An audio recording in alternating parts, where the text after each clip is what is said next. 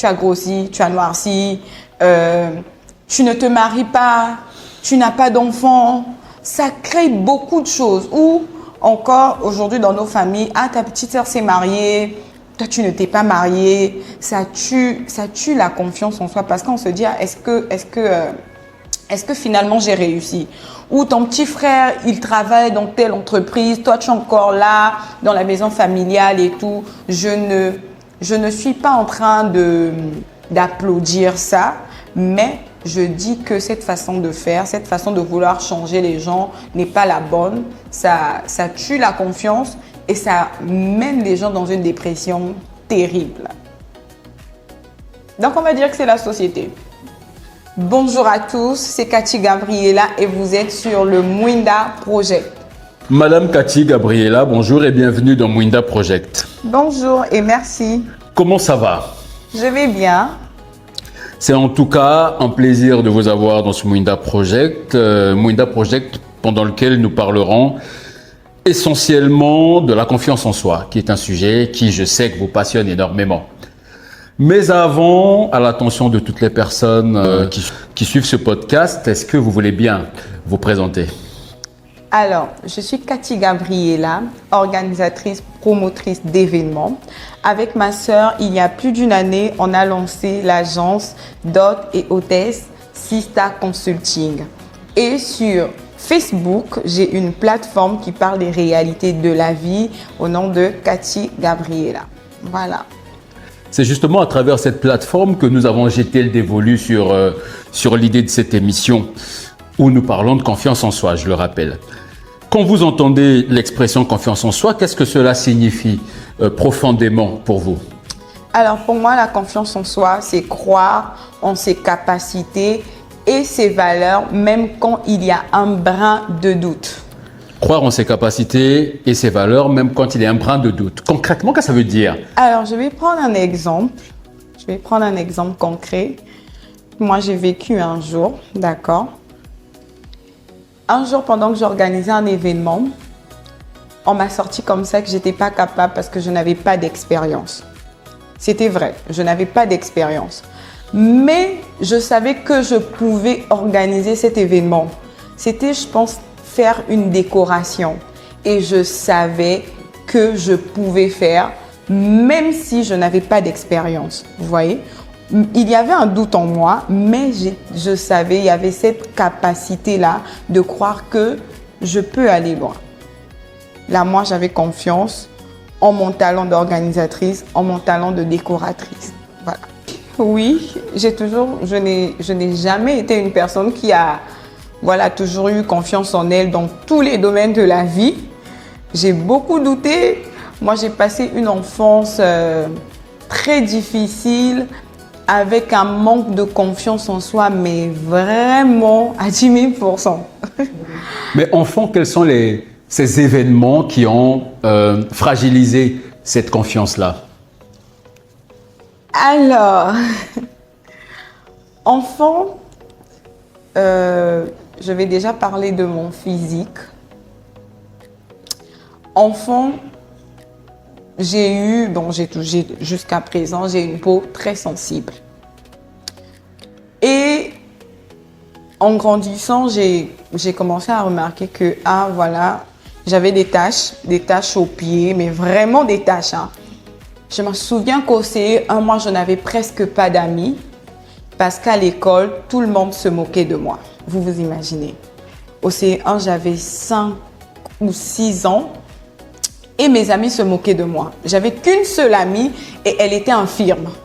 Donc du coup, moi, on me mettait dans le lot des enfants infirmes et on ne m'aimait pas. Petit à petit, j'ai commencé à grandir. J'ai commencé à développer ce complexe-là.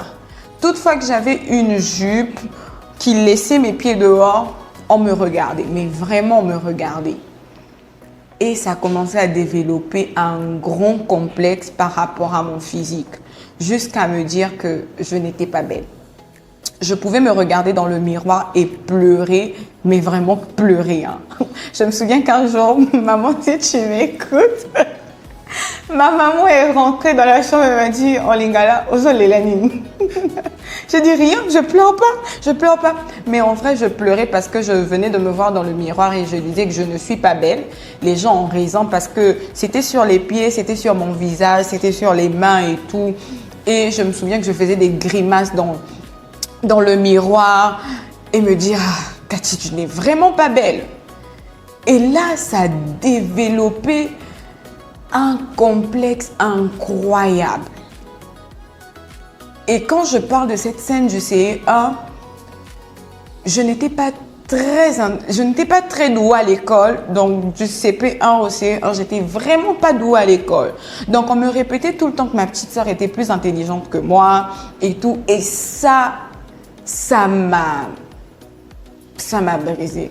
Vraiment, ça m'a brisé. Hein. Ça m'a brisé. Je me souviens qu'au CE1, je disais, parce qu'on me comparait beaucoup à ma petite sœur. Donc, du coup, quand je regardais ma petite sœur, elle est très belle. Et quand je la regardais, je disais, elle est belle, elle est intelligente. Et voilà. Ce sont ces expériences-là, en fond, qui m'ont fait tomber, je vais même dire dans une dépression. Hein, parce qu'une personne qui a un manque de confiance en soi est une personne dépressive. C'est quand même difficile d'imaginer tout ça dans la tête d'une enfant, d'une adolescente. Que la responsabilité revient aux parents de s'aimer la confiance en soi dans la vie de leur enfant, vraiment. Moi, je bénis Dieu pour ma maman qui me disait tout le temps que je suis belle. Je me souviens qu'elle m'avait acheté un t-shirt où on écrit « Je suis unique ». Donc, pour me rappeler qu'il n'y a pas 10 personnes dans le monde comme moi, quoi. Il n'y a pas 10 personnes dans le monde comme moi. Elle me disait tout le temps que j'étais intelligente, que je n'étais pas étourdie, que je n'étais pas bête. Et rapidement, après le CE1, j'ai excellé dans mes études. Vous voyez, j'ai excellé dans mes études et de ce côté-là, moi, depuis enfant aussi, dès le CE2, je pense, j'ai su direct que j'étais très intelligente. Tu ne pouvais pas venir me dire que je ne suis pas intelligente. Ça ne marchait pas. Mais je vivais avec ce complexe-là de je ne suis pas belle. Mais maman, elle a vraiment été jusqu'à aujourd'hui. Hein, jusqu'à aujourd'hui, ma maman, elle est vraiment le canal par lequel Dieu me sort de là. Donc voilà. Je crois qu'à travers cette histoire, j'ai presque la réponse à la question. On l'a, mais je tiens quand même à vous la poser. C'est, selon vous, hein, pourquoi tant de personnes manquent cruellement de confiance en elles aujourd'hui? La société, les comparaisons.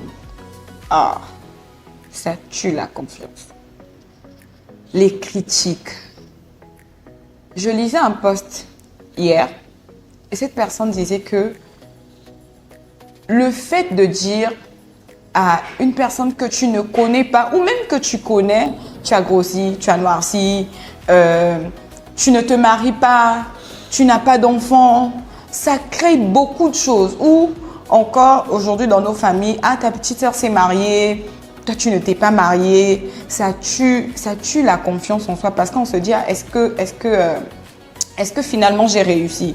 Ou ton petit frère, il travaille dans telle entreprise, toi tu es encore là dans la maison familiale et tout. Je ne suis pas en train d'applaudir ça, mais je dis que cette façon de faire, cette façon de vouloir changer les gens n'est pas la bonne. Ça tue la confiance et ça mène les gens dans une dépression terrible.